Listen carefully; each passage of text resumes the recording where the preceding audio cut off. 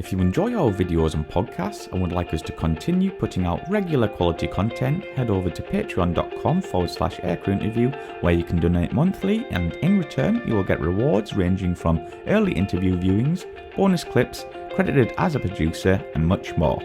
Thank you and enjoy.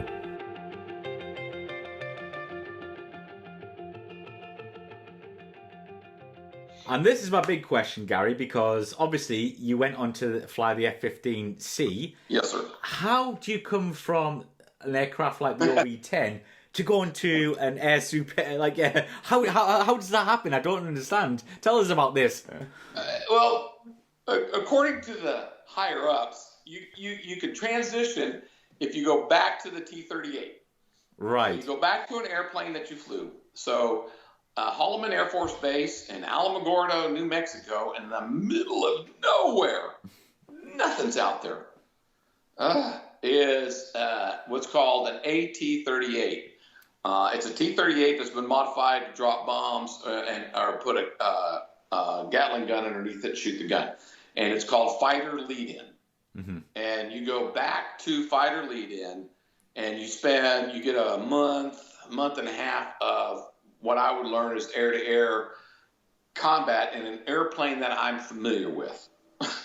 Well, it's been 3 years since I've flown the airplane, but that's okay. That doesn't matter. I'm familiar with it. So you would transition to that airplane, excuse me, and you do that, and then you go to the F-15 squadron.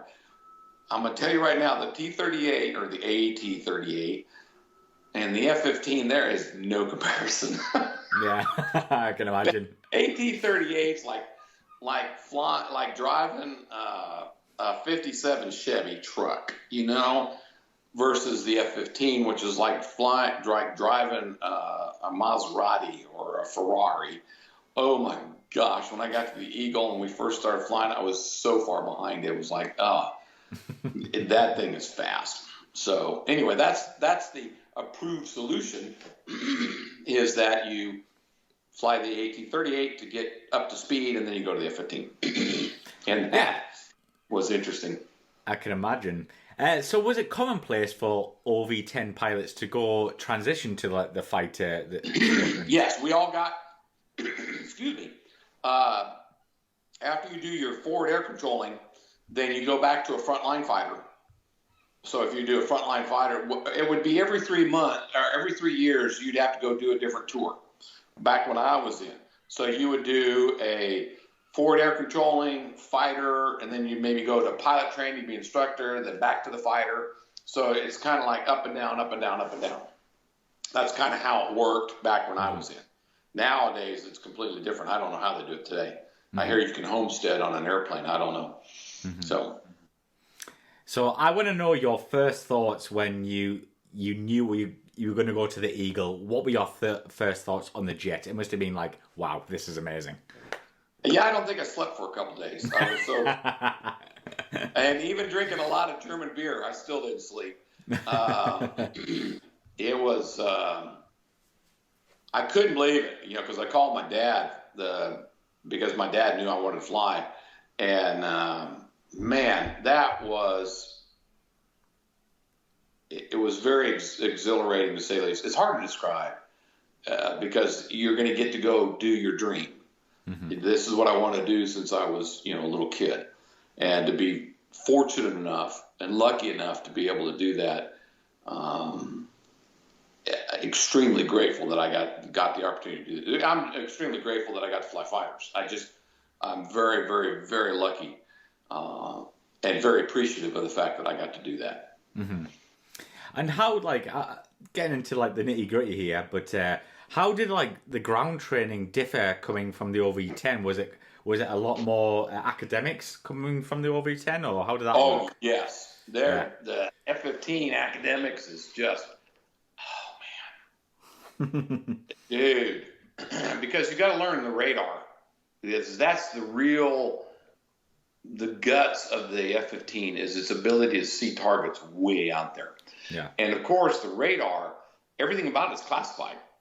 Yeah. So you couldn't bring the study materials home. It just didn't work that way. Yeah. And so the radar was very hard. And the other academics you could get, that was fairly easy to, not easy, but you could do it. But the radar really took a lot of energy and intelligence to be able to grasp what it could do. And now, that compared to what we had then compared to what's now, is bizarro. But back then, the F-15, that was a brand new concept, to be able to look down, shoot down, to be able to see targets that nobody else could see, to be able to distinguish targets, all that stuff. And of course, it's highly classified. So we spent a lot of time trying to figure this stuff out before we actually went out and flew the airplane and did it. And we obviously, Garry, have to talk about your first flight. What was it like? I know like the T-38 had reheat, but kicking in that reheat for the first time on the F-15 must have been amazing. Okay. Fairy tales start out once upon a time. Fighter pilot stories. You're not going to believe this, but you're not going to believe this, but the first time I get in the jet, or the first time we have to do an afterburner takeoff, there's an instructor in the back for a good reason, and we're flying the A models in training, because all the C models are out in operation, and so the A model is a lighter aircraft than the C model, same engines. And so you roll up on the runway, and you're going to plug in the blowers and the burners, and off you go. And I am not kidding you. It literally looked just like Star Wars when you jump to hyperspace. I'm telling you, I'm sitting up there, and I plug in the blowers, and you get this big kick like this, and you go back, because it's the first time. You've never experienced anything like this. And boom, you're gone. And all the things that are out there in front of you, they just stop, and then boom, they're gone by you. Yeah. And as I'm going through and rotating takeoff, this instructor is screaming, pull the gear up, pick the gear up, pick the gear up. Because by the end of the runway, which is like 10,000 feet, so it's a mile and a half maybe, you're doing 400 knots. Whoa. Okay, the gear speed is, I think, 230, something like that. I can't remember what the gear is, but it's significantly less than 400. Jesus Christ. So you got to get the gear up, or you're going to overspeed the gear, and then that's it, game over. And you get to the end of the runway, and then you just pull it up, and you just go like that, because it's the first airplane to ever go supersonic straight up. Yeah. And he is literally screaming at you in the back, telling you what to do. So boom, I'm there, and I'm up at 40,000 feet. Roll it over, and we level off and we're headed out to the ocean or whatever, because we're in Cocoa Beach, Florida. Oh no, I'm sorry, Tyndale and Panama City Beach. And I just, like, as soon as we're level, I'm like, I was just unbelievable. I was still on the chocks at starting of the airplane, and here we are. Getting your head together now. It was so fast. It was so incredible. I had no idea. Of course, the guy in the back seat's just laughing at you the whole time, because he knows. Because he sees it all the time. He's used to it. All of us are like, what? And come back and land, and my eyes were this big. I'm telling, it's just, what an experience to get to fly that and get to do that. And then, of course, by the time I'm operational and I've done a couple of alert scrambles and with, fully loaded and all this other stuff, it was now, God, this thing's a pig. When is it ever going to accelerate? Because your mind catches up with it, and your mind actually gets ahead of it, which is the whole idea. And so you're so far ahead of the aircraft that you're like, come on, let's go. Come on. Like, it's going to take till tomorrow before I can get airborne. It's amazing how fast our minds and our eyes and everything goes. But the first time you experience it, nah.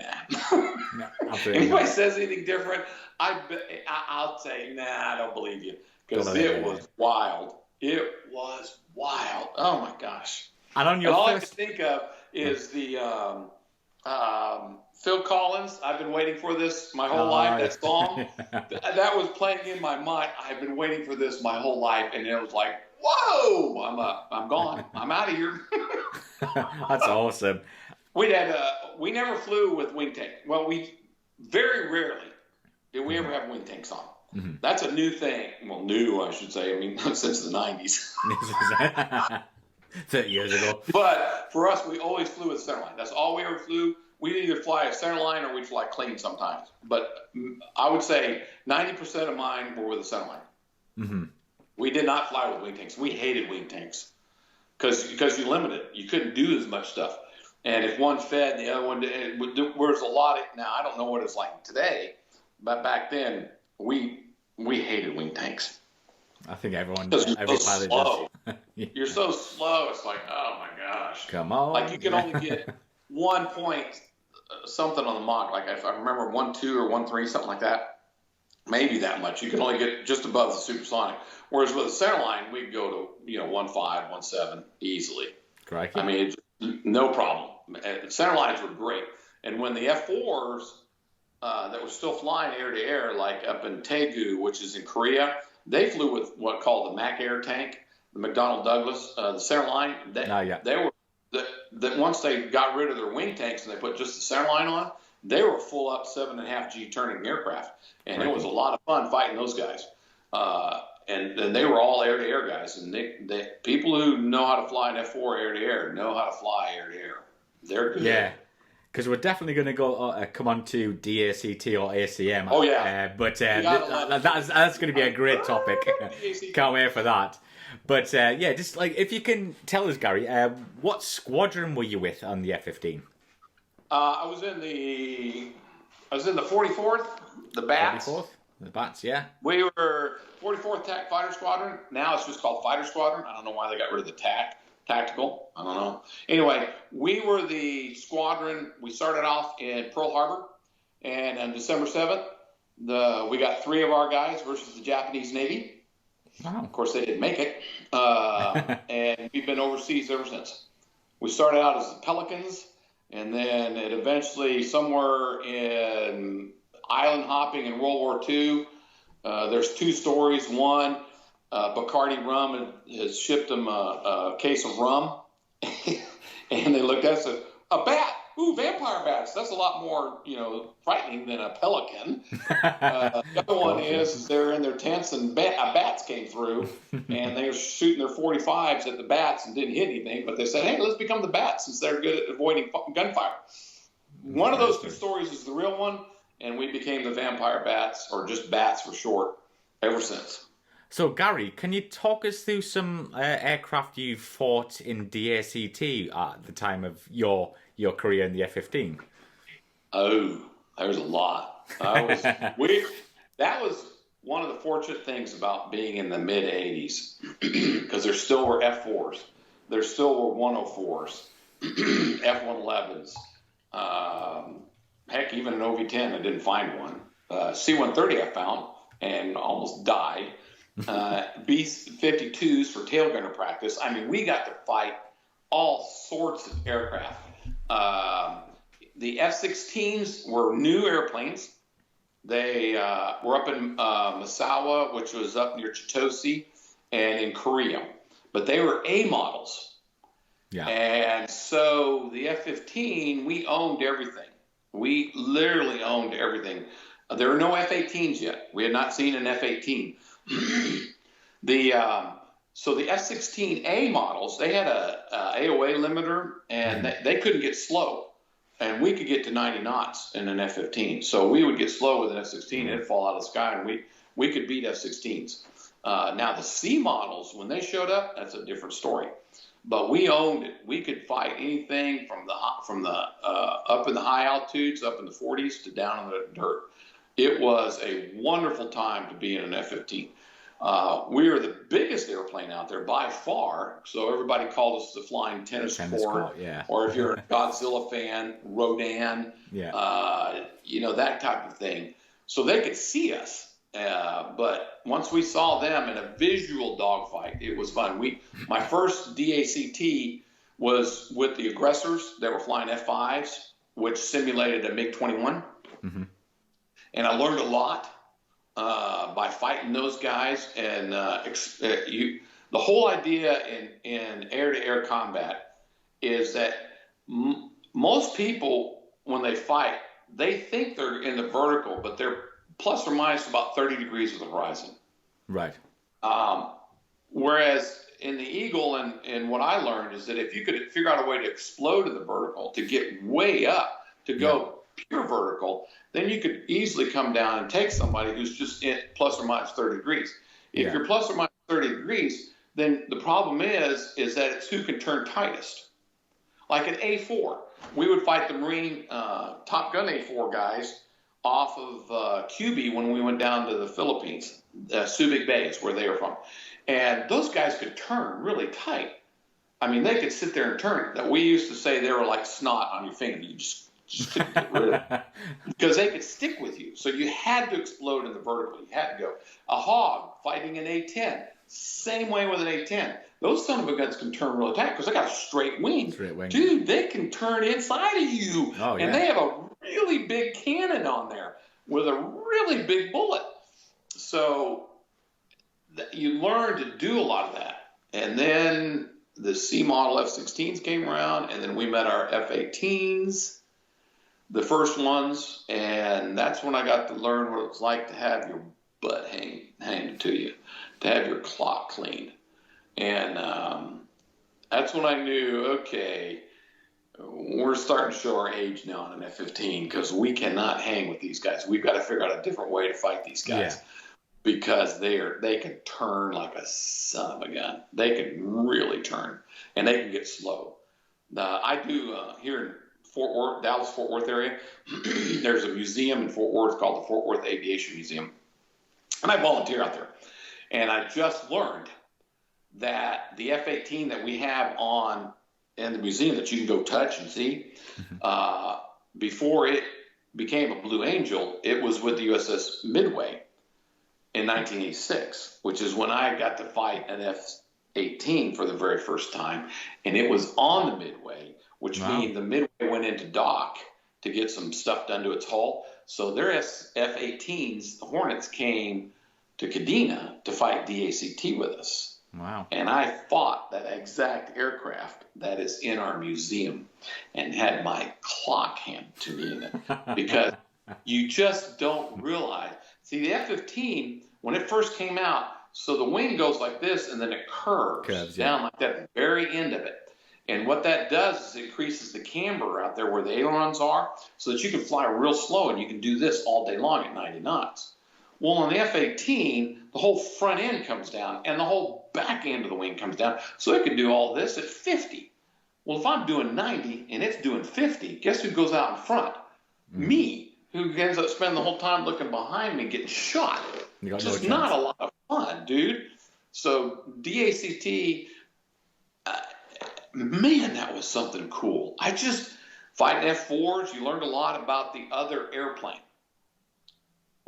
that's what probably the neatest thing about DACT is that you had to learn the characteristics, and we had technical terms called P sub S, curves, and it's how the airplane turns and all that kind of stuff and all this stuff. Anyway, but you got to learn how the airplane actually maneuvers at all different speeds and ranges, and what are its capabilities, and when can it shoot you? That's the most important part, is when can it shoot you? And it is really challenging fighting a dissimilar aircraft. You fight F-15s day in, day out. We know how they turn. We know what they do. And you can say, okay, we're going to limit them for training purposes, like this. But it's not really the same as fighting another aircraft. Like a 104, the Zipper. Man, that thing goes. Can't turn, but it will slow, and it will go fast. So you've got to shoot it.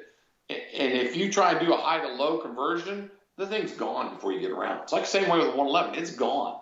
Yeah, so you've got to kill it out here in front of you, or you're never going to get a shot on it. Because the Eagle is just too fat compared to a 104 or an F-111 that's going warp 9 that way.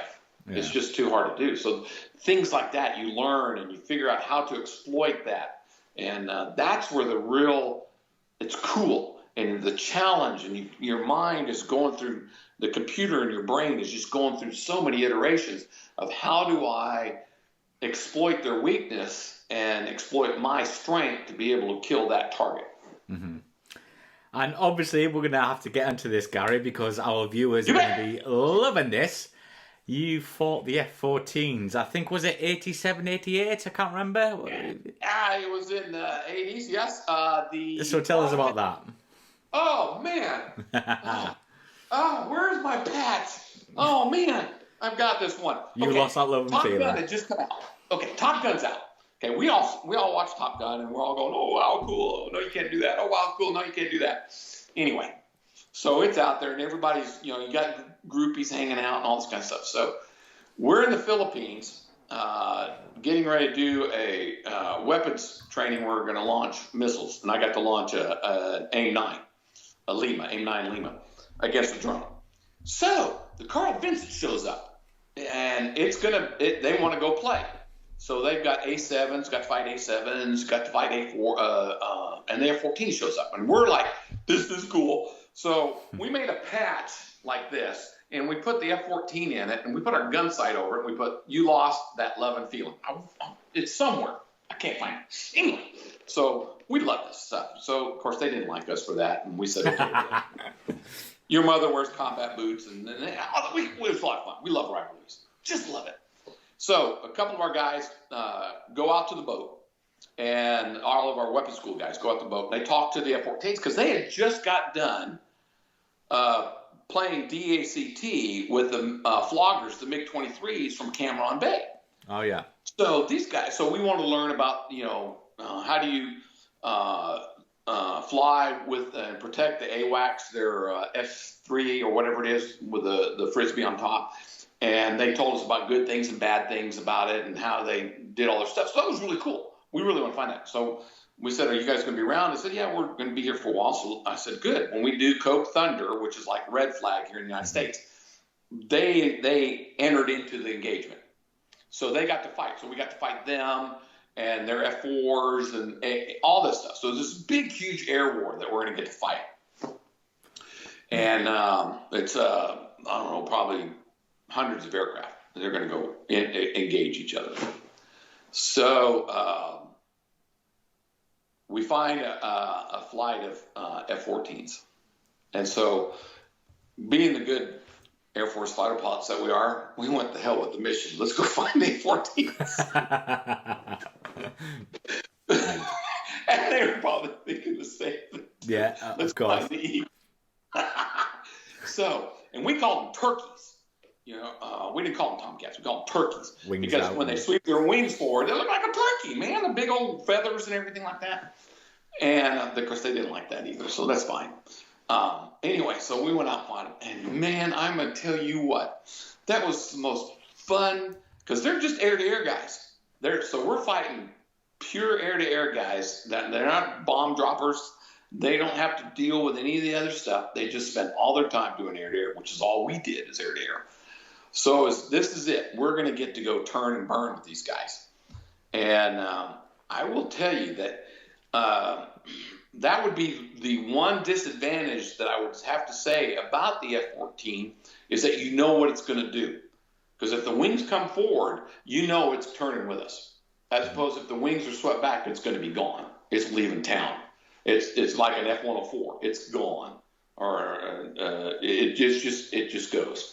So once we saw that their wings were sweeping forward, we knew that as we went to turn, they're going to turn. But we knew that instinctively they're going to do that anyway because we wanted to turn with these guys. And it was a most enjoyable fight. It was, we just, heck with the rest, big 50 to 80 to 100 airplane packages doing bomb dropping on Crow Valley Range. And they're doing all this too. We're the two of us versus two of them. And then we were just, it was most enjoyable. It is a. But I'm gonna have to push you on this, Garry. Who came out on top? We did. Oh, why of would course you're you gonna say that. that's just, you just know that. I mean, you don't even need to ask the question. I mean, okay. It was because we said no kills till past the 3-9 line, so that because both of us are carrying AIM-7s, so we can radar missiles. You can shoot them in the face, and we're either carrying Limas or Mikes. Not AIM-9 Limas or Mikes. Those are both face shooters. So we wanted to make sure that it happened past the 3-9 line so we could turn. Yeah. And who goes pure vertical, who stays there. It was a blast, because here's two of the biggest airplanes out there. Because realize both of us are about the same size of a B-17. The F-15 is, I think, only 5 feet shorter than a B-17. Oh, wow. And the F-14, I think, is the same length. And when the wings come out, then it's also the same, close to that same length, I've been told. I can't remember if that's true or not. It's probably close enough that you go, this is a big aircraft. And both of us are big airplanes. And we're both very powerful engines, man. And they want to turn and we want to turn. And that's when it's fun. You get into a knife fight in a phone booth, and it's just a lot of fun. So you get into what's called vertical scissors, rolling scissors, then ends up coming down, and you're doing this kind of stuff. And everyone's trying to pull to their high six so you can shoot them, because we limited the shots to A9 Papas, which is in about a 60-degree cone and behind you, so that, because you can shoot with the new A9. Well, now they got laser guided or whatever, but back in the day, back when I was flying, the A9 Libas and Mikes, you could shoot a beam because it could get the heat source off the engines. Well, that's not fair. I mean, well, yeah, it's fair because it's good for us.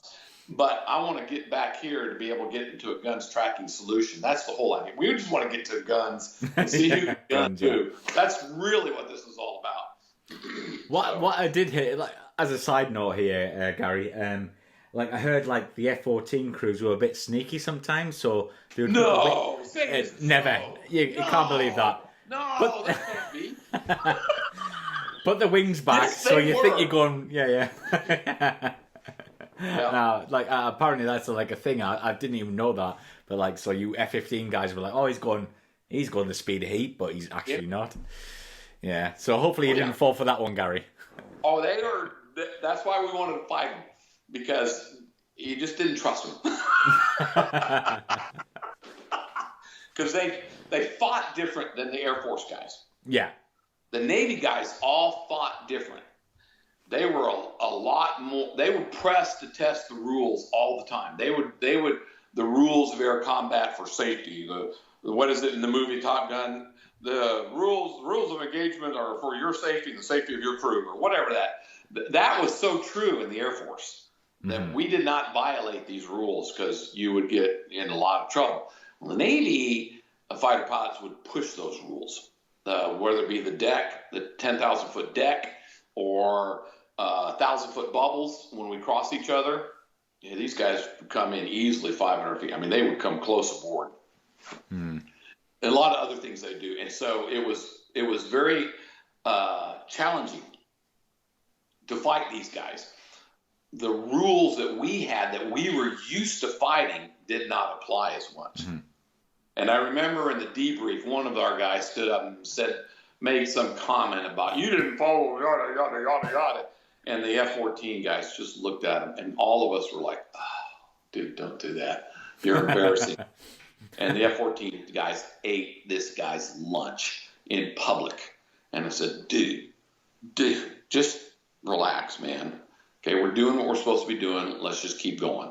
So, yeah, fighting Navy guys and Marine Corps guys, Marine Corps guys didn't care. They're just going to kill you. I mean, that's just the Marine Corps, you know? Yeah, of course. They blow things up and shoot people. You know, it was very, you really got your skills challenged when you fought these guys. And what was much more combat oriented, because the enemy isn't going to follow the rules. Yeah. They're not going to follow. The Russians weren't going to follow these rules. The Russians would ram you or whatever. So you got to, dude. So I thoroughly enjoyed fighting Navy guys and Marine Corps guys. I really did, much more than Air Force guys, just because they pushed the boundaries. And as well they should, because they're out there playing every day. So. Yeah, so Gary... we won't get any bad hate mail from all the Navy and the Marine Corps pukes. It'll come to me, so it's all right. You're off the hook. Yeah, I'm glad you'll take the heat. I'll take that for you, Gary. But yeah, so how many hours did you get on the F-15? I think I got six or 700 hours. I think. Ooh, nice. 600 somewhere on. Yeah, it's about a 3-year tour. That's about what you get anyway. Yeah. And before More we than wrap 500, up, I know. Somewhere. I think it's 600. that's Let's see, 7. Yeah, about 600 something hours. that's So amazing. you fly twice a week, and for an hour and 10 minutes. So it takes a long time to build up that time. Mm-hmm. So. And why I'm going to wrap up this part of the interview before we go into our patrons' questions. And obviously, this is probably a stupid question, but did you enjoy your time flying the F-15?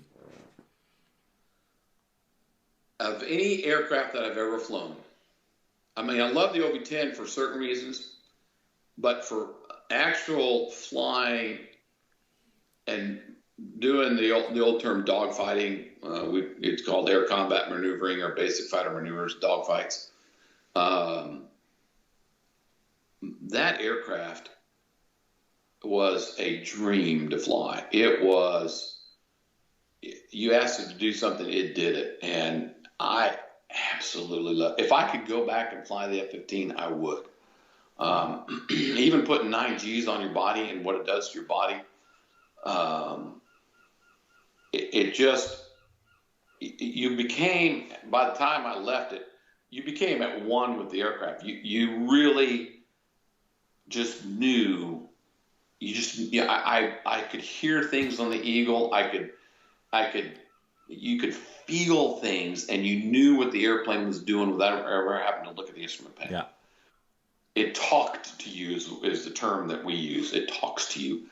And flying the Eagle, once you learned the language, you knew a lot about the airplane, what it could and couldn't do. And I've done things. I mean, I was flying a station wagon. That's what we call the 2-seater, a station wagon, a D model, and giving the guy in the back seat a motivation ride because he'd done something that was really cool. And so we'd stick him in the back seat, and we're doing a dogfight and fighting 1v1. And I bring the aircraft up to try and get over the back here to go get the guy. And as I'm bringing the airplane up here, I look out for some bizarre reason, and out the fuel dump mast, there's fuel coming out, but it's going straight up. And I'm like, instantaneously, I knew this is not where I want to be. Because if I fly like this, I could compressor stall both motors. Because the air is not supposed to go in the back end. The air is supposed to come in the front end and go out the back end. And so, and I'm full afterburner power, which is probably the only thing that saved me.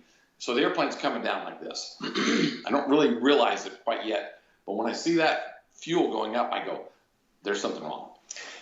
And somebody told me a long time ago, if you ever get in a situation in the Eagle, and it's a bad situation, grab one of the handles here that we use to pick the canopy up if we don't have any pressure to be able to put the canopy up, and take your hands, Hormel being the finest quality of ham, take your Hormel off the stick and just let the airplane fly.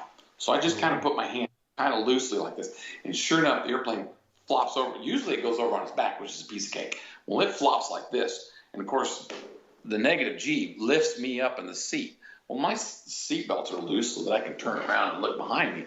So I'm kind of airborne, and the stick is down where my anus is. And when the G's come back on, I'm going to poke myself, which is not going to be comfortable. That's not really good. So fortunately, I grabbed this handle, and as it's going down, excuse me, I push myself back into the seat, and then boom, it hits, and then I'm hanging on to the airplane flying. Guy in the back seat goes, that was cool, let's do it again. And I'm going, oh, I almost came to die in here. This is not good. So the Eagle, it's just an amazing aircraft, how much it talks to you when you can listen to it.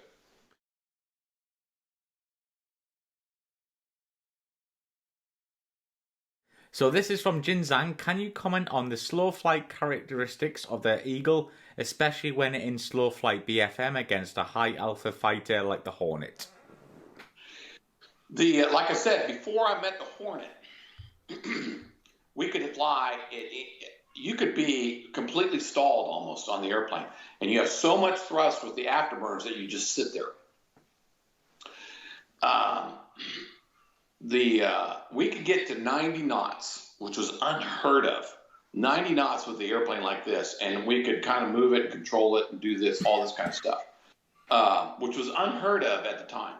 Unheard of. I mean, most airplanes are like 120, 130 knots. Okay. Well, the Hornet shows up, and they're A model Hornets. They're brand spanking new, right out of the factory with the Navy. And so typically when you get into a turning fight, one of the things that we would use a lot of the Eagle was to get slow with them, because we know we could beat anybody. You could get into a rolling scissors and you could get slow with them. Well, the problem is if I'm doing 90 knots and he's doing 50 knots, because his AOA allows him, because of his wing design, because he has the same thrust to weight ratio as I do, everything's exactly the same, except he's a little bit smaller than I am, and he's got a wing that the front end curves down and the back end curves down, so the technical term is camber, so the airflow over that wing, he's still able to operate like this at 50 knots. So he's at 50, I'm at 90, and I'm starting to go in front of him, and I'm going, this is not good, this is not good, because he could do this and shoot me. Well, he lowers his nose like this, and this is where the AOA capability F-18, the Hornet, is so much better, because I think, oh God, what a dumbass. He just screwed this up. I've got him. He's easy. Because on the Eagle, once you lower your nose, you got to get to about 120 knots, 130 knots to get it back up again, to get the nose back up. So I'm thinking the same thing's happening to him. So he lowers his nose. I roll over and lower my nose, and he goes just like this. And I go, this is really not fair. Because I'm going down as fast as I can. And he rolls over, and then now the hunter has become now the hunted, and now I'm doing the funky chicken. I'm doing the funky chicken all the way down to the. I said, I'm not gonna let him gun track me. I'll let the ground kill me before anything else. And he just freaking man.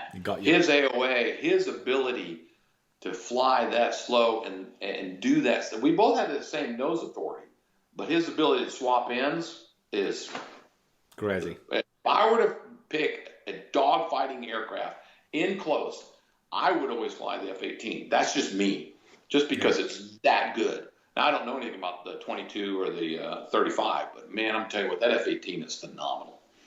At least it was when I saw it and kicked my butt. Man, he ate my lunch, and that was not a lot of fun. That's awesome. So the funny thing is at the museum where we had that F-18, the guys in the museum want to paint a little wreath, put a little kind of like a cross on there, and says, "Here lies Garry Goff that was killed by an F-18." That's amazing. I think that should happen. That'd be amazing. Loved it. F-18, Hornets. What an airplane! What an airplane! Absolutely. And we got one here from Joe Kunzler. So how is the situational awareness in the F-15C? Oh, that gentleman's question. That's what makes the difference between one who flies a fighter and one who is a fighter pilot. Right. The situational awareness, SA.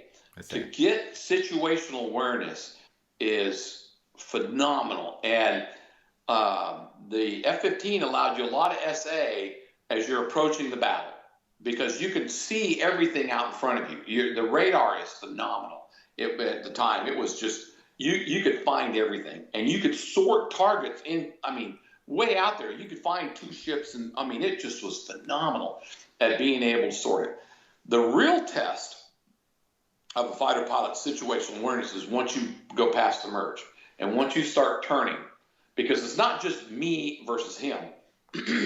It typically will go in a four ship. There's other players out there who are fighting their airplanes too. And is it better for me to negate this guy and kill that guy over there and then come back and take on my guy? That SA, that situational awareness is learned. You have to do this enough to learn it, to be able to figure stuff out and get an idea and be able to predict, because I need to fly to where the airplane is going, not to where the airplane is. That's a big concept in an air combat maneuver. Is not where is he going? So I need to fly my jet over to here to meet him over there to be able to kill him. Yeah. But what started all this is the canopy on the F-15. The canopy, because like the F-4 and all the other ones, it was real low. The canopy rails are down here, and you can see everything. That's the key. A big key is being able to see, because they always said one peek of your eyeballs is worth 1,000 sweeps on the radar. Wow. Because if you see it, you can fight it, and that was one of the golden rules of basic fighter maneuvering of air combat. Is lose sight, lose fight. That's A number one. You can't kill it if you don't see it. So you've got to see it. And if you lose sight, dude, you can't kill it. It's really bad. Lose sight, lose fight. That's the number one rule of the 3 rules of air combat maneuvering. That's awesome. That's an excellent question. Situational awareness is critical. And the Eagle was set up, once you learned how to fly what we call the piccolo, all the switches that were here on the stick and all the switches that were here on the throttles, we call it playing the piccolo, because you're moving your fingers. Once you got into the muscle memory of being able to do that, all you had to do is look outside. Because you know what you're doing, yeah. Oh, God, it's a great airplane. Well, it led the charge for situational awareness on all the other fighters that are out there now. Yeah, absolutely. Well, hopefully that Gary answered your questions there pretty well. And we're going to go into a bit of a personal questions now, if you're happy with this, Gary. Yes, sir. Yes, sir. Right. These are from me. So, what did you do after the Air Force? I got out of the Air Force after about 8 years and went into the airlines. My uncle, who flew F-105s out of Tockley into Hanoi, he got out of the Air Force and got on with the airlines, and he suggested I do the same. And so I've basically followed his footsteps and flew 32 years with American Airlines. Awesome. So and I've been paid to fly airplanes for 40 years. So do you have any hobbies, Gary? I used to work. I had a 2008 Mustang, California Special, and I used to work. I modified it and did a lot of work on it. That was a lot of fun. So I did a lot of just car. I was a car enthusiast and did a lot of work on that. But now I've sold it, and now I bought a German product, a Mercedes-Benz Roadster. Ooh, nice one. And I'm just loving driving it. There you go, exactly. That's my hobby now, is driving it. Just driving about, there you go. Yeah, driving a lot and driving fast. Right, this could be a difficult one for you, Gary. What aircraft did you enjoy flying the most? It would have to be the Eagle, by far. Eagle straight? Okay. The OV-10 taught me a lot about being a fighter pilot, about doing combat, about what it takes to do that kind of mission. Just the air combat arena, both air to air and air to ground. But the Eagle, by far, flying that airplane, boy, what a jet. I cannot express how much gratitude I have to be able to have the opportunity to fly a frontline fighter and to fly something that was purely air to air. God, that is so much fun. Yeah, so, very lucky man, but well deserved, I'm sure. Thank you, very kind. So the next question is there an aircraft you wish you could have flown or you would like to fly? I would love to fly the 18, the Hornet. I think that would be a lot of fun to fly. I think, man, that's a cool airplane. But by far, my greatest wish would be fly a World War II fighter, a Spitfire, a Mustang, a P-47, a Thunderbolt, any one of those aircraft. I think that would be fun to fly. I think flying, I've got right up here is the Barry Clark's Spitfire that's coming out of the clouds. Oh, yeah. A graduation gift from pilot training for myself, so that thing's 40 years old. I think flying a Spitfire, flying a B-17 bomber, flying a Lancaster, oh my God, Mosquito. That would be yeah, a cool Mosquito airplane to is a good fly. one. A Mosquito would be fun. I mean, just think about it, man. The thing's made of balsa wood with fucking big ass motors on it, and you're flying around, and you go, and you're just this other guy here, and you're going, man. I think a Mosquito. If I were to put top Mosquito, and to be able to go in low and fast, dude, that would be cool. I think a Mosquito would be awesome. Because everybody's got Mustangs and Spitfire. But a Mosquito, that would be awesome. A Mosquito, yeah. That would be the airplane I want to fly. Good answer, Gary. And finally... cool airplane. What a great aircraft. And final question, can we find you online anywhere, on Twitter, Instagram, anything like that? Yeah, I just joined Facebook. Yeah, I know. I'm old. I just joined Facebook, so you can find me there now. I just... saved you and watched your thing now, but I was on Twitter for a long time. I was under Joe Pilot, Eagle Driver at Joe Pilot. So you can find me at Joe Pilot, Joepilot, Joe Pilot. Yeah, and I'll link everything. I was given when I was doing something with my car, and the other guy helping me turn wrenches said, let me guess, you get on the PA on the airline system and says, this is Joe Pilot. And so that's how I got Joe Pilot. That's awesome. That's a great story. Yeah. So Reg Turner gave it to me. Yeah, I love it. Yeah, so don't worry, folks. I'll link all of Gary's links below so you can follow him and stuff like that. But Gary, what an absolute pleasure to talk to you. I know it's been only an hour, but it's been absolutely amazing. Dude, you're awesome. You're a great interviewer, man. Dude, you're good. I don't know why you got so many billions of followers. Man, you're good. This was fun. Dude, this is awesome. That's awesome, yeah. Yeah, definitely. I'm gonna stop. You're incredible, man. I love it. Cheers, man.